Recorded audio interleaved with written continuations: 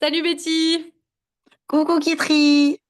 Je suis trop contente de t'accueillir pour que tu puisses nous partager ton parcours de vie, Yes. ton parcours à travers Boulimie Miracle, mais aussi tout ce que tu as traversé et là où tu en es aujourd'hui, là où d'où tu viens, et que tu puisses nous parler de tout ça parce que je pense que ça peut résonner chez beaucoup de personnes qui nous écouteront.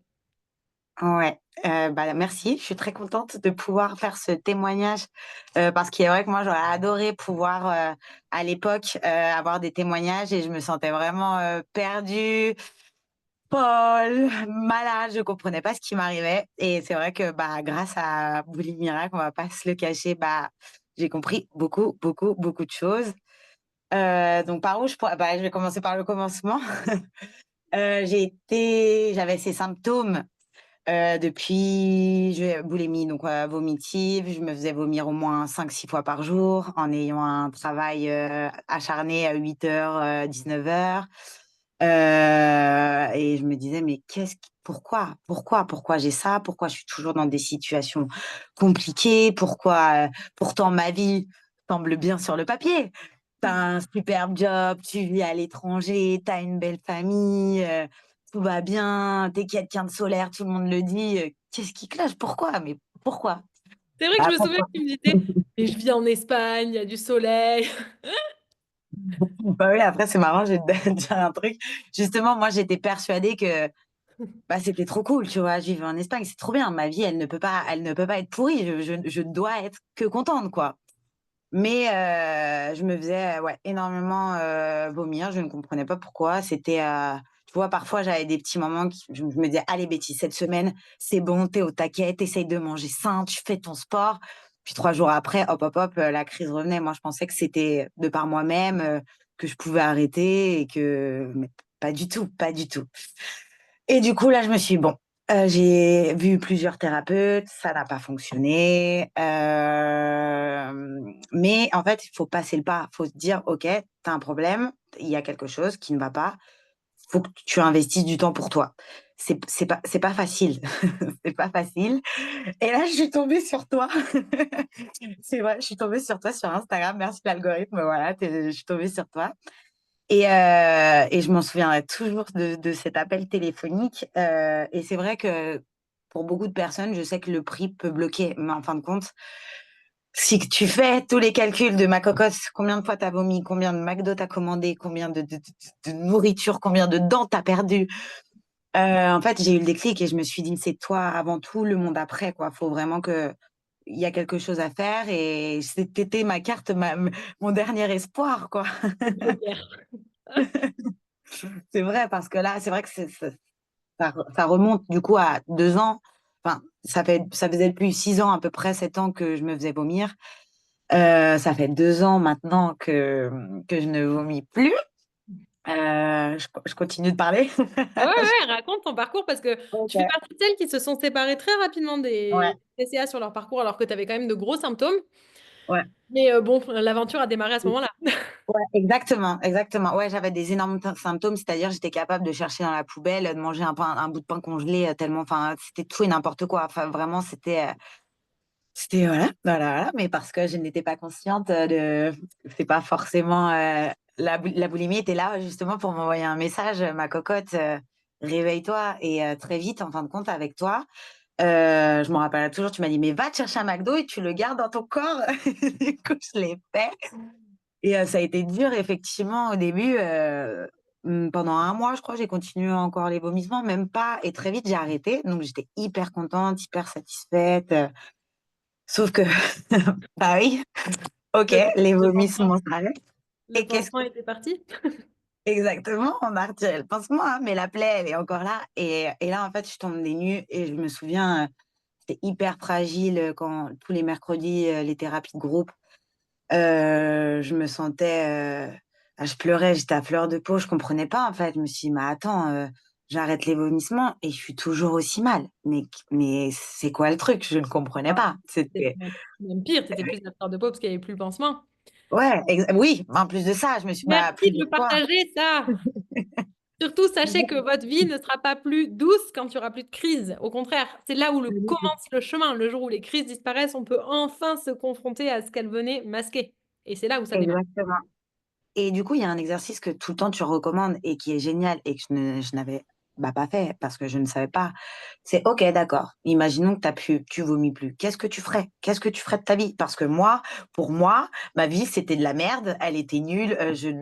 Parce que je vomissais, parce que je me faisais vomir, parce que j'étais boulimique, voyons. Bien sûr. Et en fait, grosse claque dans la gueule, clairement. Et là encore, il n'y a pas longtemps, grosse claque dans la gueule parce que je pensais que j'allais être mieux. Et pas du tout. Et donc là commence le travail. Là commence le travail. Et c'est là où Boulimie Miracle, enfin, ça a été un tournant pour moi parce que d'une, j'avais cette perception faussée qui pensait que sans la boulimie, j'allais avoir une vie épanouie, heureuse, j'allais me reconnecter à moi-même. Absolument pas. Justement, le vide, il était immense, quoi. Là, j'en ris, mais sur le coup, je pleurais. Je me suis dit, mais je suis un cas, je vais jamais me soigner, en fait. C'est pas possible, je comprends pas. Et donc, là commence le vrai travail. Là, on épluche, là, on enlève. Et là, OK, la branche, la pourrie, les vomissements, ils sont plus là. Mais t'as le tronc encore qui est là et qui est pourri. Et donc, la thérapie de groupe, enfin, le programme, le groupe, cette force, en fait, tu vois, toutes ces femmes, on a que des femmes, on a que des filles, hein, jusqu'ici, mais Les te hommes fait sont les comprendre. bienvenus. Les hommes sont les bienvenus d'ailleurs, mais m'a fait comprendre énormément de choses. Et en fin de compte, je me suis dit, mais pourquoi? Ok, donc j'ai plus les vomissements, mais j'attire toujours les relations toxiques. Ouais, j'étais la reine des relations toxiques. Encore, je buvais énormément d'alcool. Alors oui, j'avais l'étiquette Betty la fêtarde, etc. Mais non, en fait, c'est un gros mal-être. Ah oui, je donnais mon corps à outrance ou autre, tu vois. Enfin, je posais pas de limite.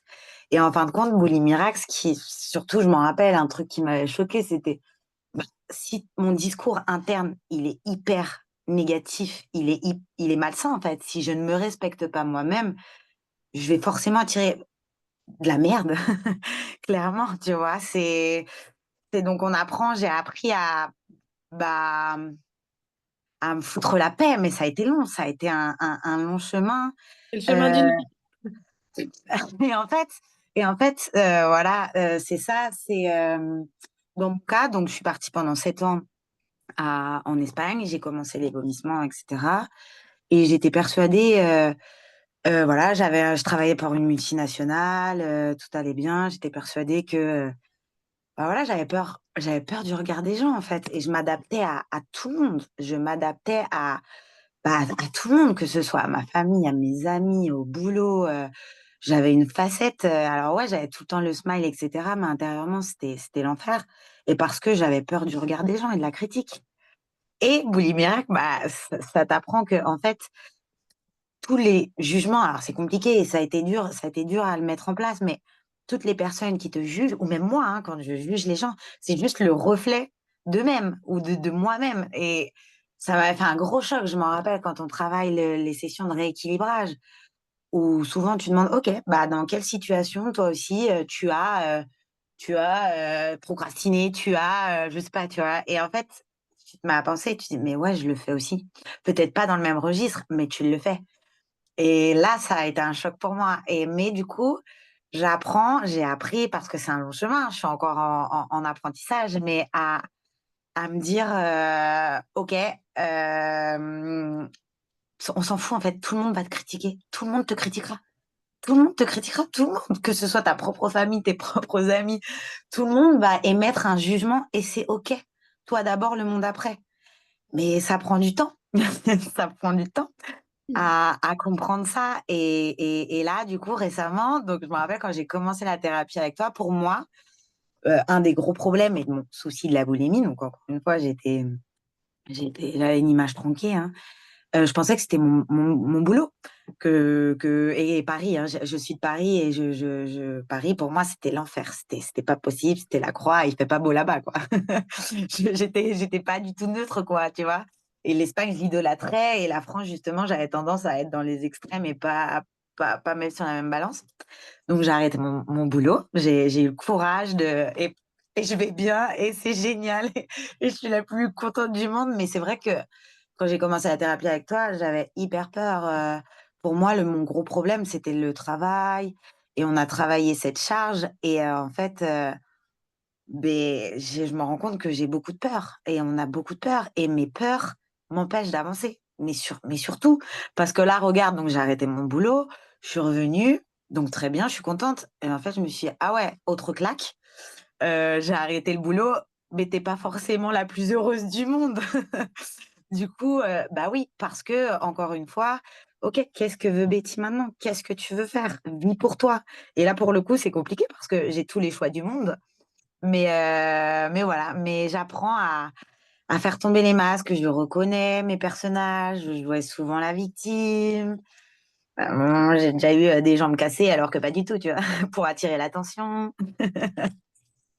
Voilà, j'avais peur de me retrouver seule, cette peur de l'abandon, ce vide et tu vois, je l'apprends à le combler avec moi-même. Alors c'est pas facile, c'est un gros travail, mais mais ouais, mais j'apprends j'ai tu vois, quand j'ai commencé le programme, il était hors de question, j'avais hyper peur d'être toute seule. Tu vois, j'étais dans la fuite constante, à faire des activités à répétition, j'étais pas capable de me poser un week-end et à l'heure actuelle, bah, tu vois, j'apprécie mes moments, de me poser, de lire, j'écris beaucoup. Ce qui m'a aidée aussi, c'est moi, je suis très réceptive au son. Donc ouais, j'arrive à, tu vois, à trouver des outils, enfin, grâce à toi, honnêtement, qui m'aident et qui me font, être, sur le moment présent, en fait. J'apprends à être sur le moment présent et pas tout le temps, «Qu'est-ce que je vais faire?» et machin et bidule. Non, je me fous la paix là-dessus et voilà et je pense que, tu vois, je parle beaucoup, hein. Non, non, mais c'est très bien. Je pense que tu vois, moi j'étais dans la quête de qu'est-ce que je vais faire? Qu'est-ce que je vais faire? Quel va être mon métier? Et là, je me fous un peu la paix là-dessus. En fait, OK, qu'est-ce que j'ai envie d'être plus, tu vois? Bah, là, j'ai envie pour le coup, bah, tu le sais, j'ai envie de voyager, j'ai envie de connecter avec des personnes, et s'il faut que, bah, je vende des beignets, je sais pas, sur la plage, oui, je veux aller à la plage, bah, je les vendrai, en fait. Je me fous la paix sur, il faut que tu aies un job de malade pour avoir de l'argent, pour avoir une maison, parce que dans mon cas, dans mes valeurs, ça me correspond pas. Mais j'ai mis du temps à comprendre tout ça et à Boules Miracle, on apprend, en fait, être authentique et où est-ce qu'on veut se diriger et à nous foutre la paix, en fait. Je me fous la paix. J'étais trop dans le stress, trop dans le contrôle. Dans le contrôle, oh là là, on apprend à lâcher prise, quoi. Je Mmh. lâche prise. C'est pas Merci de le facile, en fait. partager. Souvent, quand on vient, enfin, quand on cherche un programme, on cherche quelque chose à faire Ouais. pour une solution, enfin, quelque chose à faire pour trouver une solution à notre problème. Et Boulimie Miracle ne fait que défaire tout ce qui n'a plus lieu d'être. Et ce qui reste, c'est l'amour et c'est ce qu'on est. Et voilà. Il n'y a rien à faire, en fait. Il y a juste à défaire tout ce qu'on n'est pas. Et c'est le plus dur, c'est le chantier.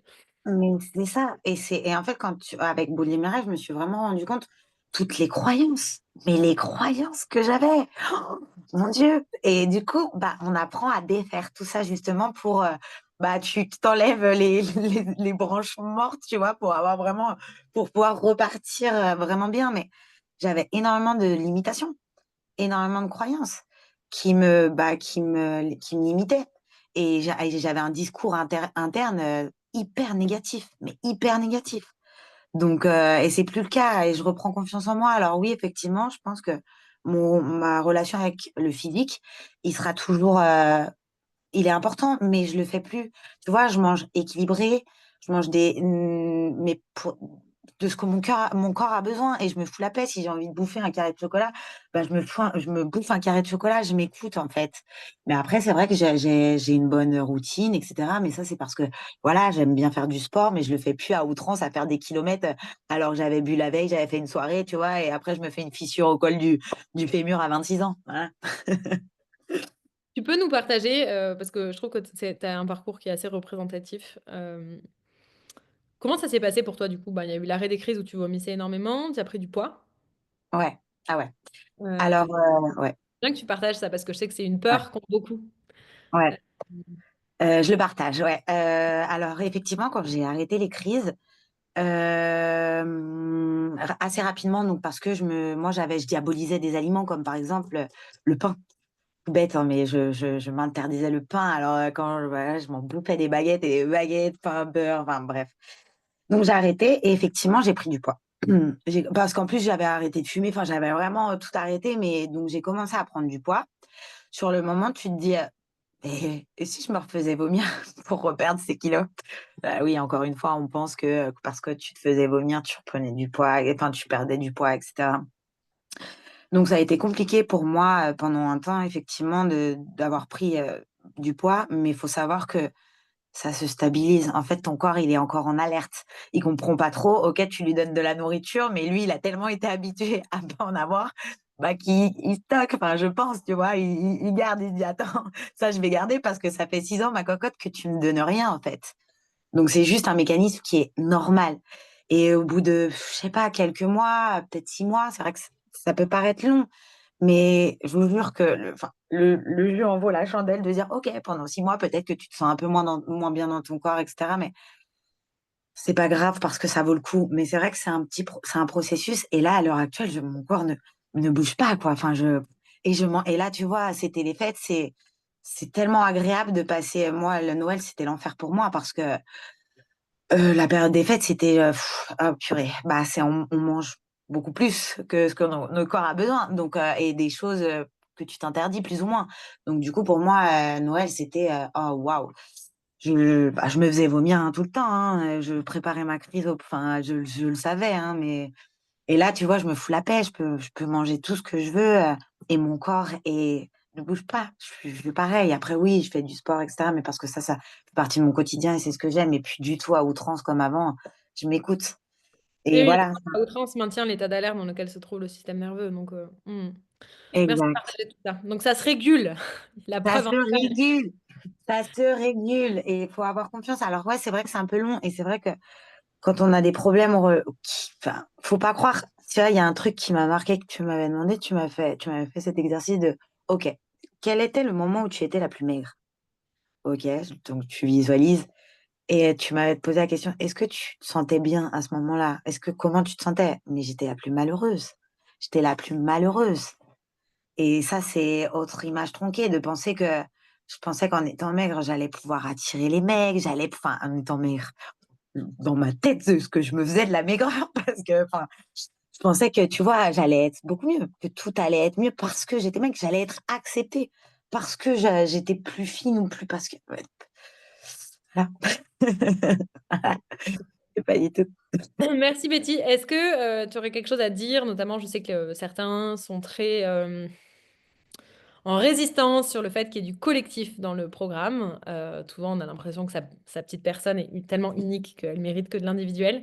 Qu'est-ce que tu pourrais dire au sujet du collectif aux personnes qui nous écoutent? Tu vois, je suis émotive parce que je suis en train de penser au stage. Récemment, j'ai fait un stage.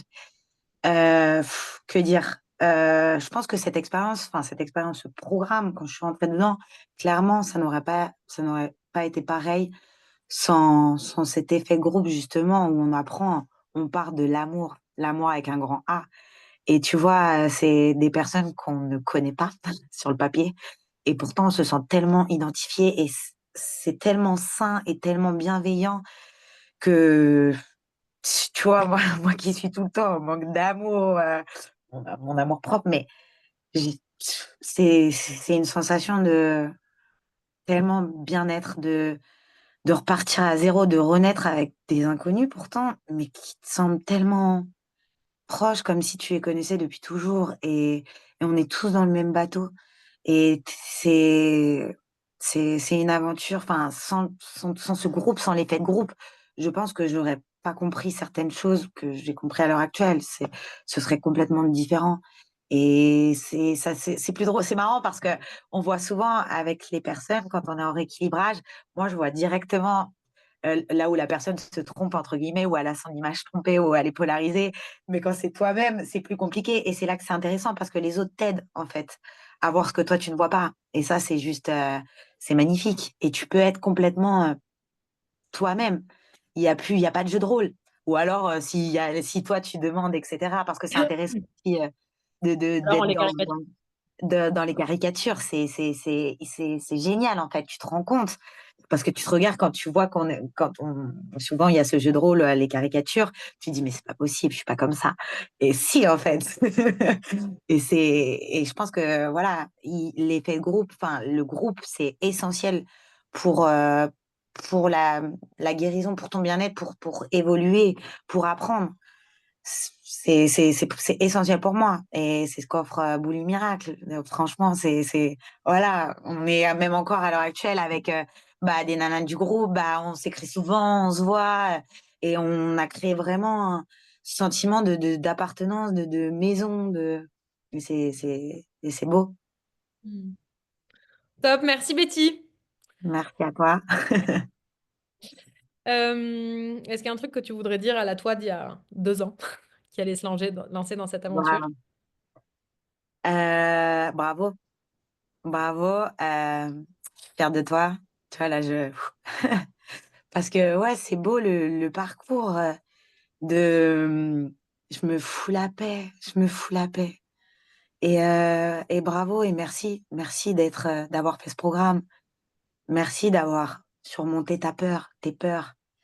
Et la vie, elle est simple et elle se trouve dans les petites choses. Et voilà, merci Betty d'avoir d'avoir intégré ce programme et merci de te foutre la paix, de te faire confiance et de dépasser tes peurs. Voilà. Moi, ça me fait pleurer. Moi, Merci à toi. mes KPIs, dans le cas de Bully Miracle, pour ceux qui... Parce que, bon, en tant qu'entrepreneur, on peut mesurer certaines choses. Moi, je mesure pas l'absence de symptômes, je mesure le nombre de larmes de gratitude sur la perfection de la vie que vont rencontrer les participantes. Et à Ouais. chaque fois que y en a une qui pleure en trouvant ça trop beau, ben moi, c'est mon indicateur que le processus que je propose Ah est... ouais. Je te remercierai jamais assez. Je vois, au début, donc il y avait la phase où je t'admirais trop, c'était waouh, t'es mon Dieu. Après, on apprend à rééquilibrer, mais je te serai toujours reconnaissante, mais vraiment, toujours, toujours. Et je suis tellement fière aussi de toi et de ce que tu partages. C'est magnifique et voilà. J'espère qu'on va pouvoir aider des milliers de personnes. Et voilà, merci Kitri. Merci la vie surtout. Oui, Bisous ma Betty. bisous, bisous, bisous.